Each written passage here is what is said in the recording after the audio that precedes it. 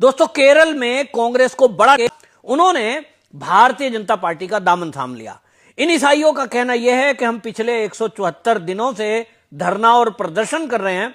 लगभग 1000 केरल की चर्च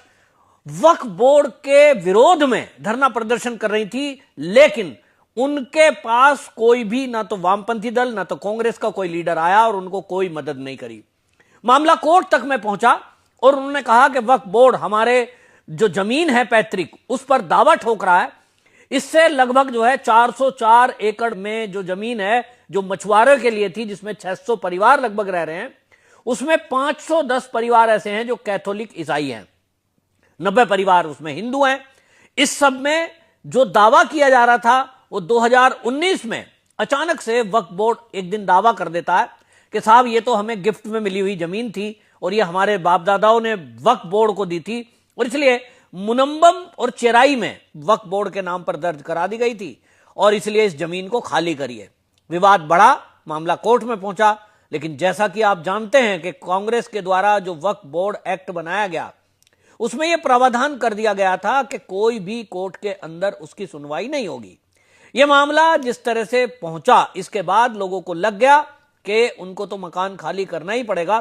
क्योंकि वक्फ बोर्ड बिल जो है वो कहता है कि मामले की सुनवाई केवल ट्रिब्यूनल में हो सकती है और ट्रिब्यूनल में इसमें मुस्लिम कैंडिडेट हैं, तो इनके साथ तो न्याय होगा नहीं। इसी सब को देखते हुए जब इनको ये लग गया, जो बीजेपी की केंद्र की मोदी की सरकार है वो एक बिल ला रही है जिसमें कि ये पुराना बिल कैंसिल कर दिया जाएगा, रद्द कर दिया जाएगा, तो इनको उम्मीद जगी। और इसलिए आपने देखा कि जिस दिन ये राज्यसभा से बिल पास हुआ उस दिन केरल के ये ईसाई समुदाय के लोग पटाखा बजा रहे थे, मिठाई बांट रहे थे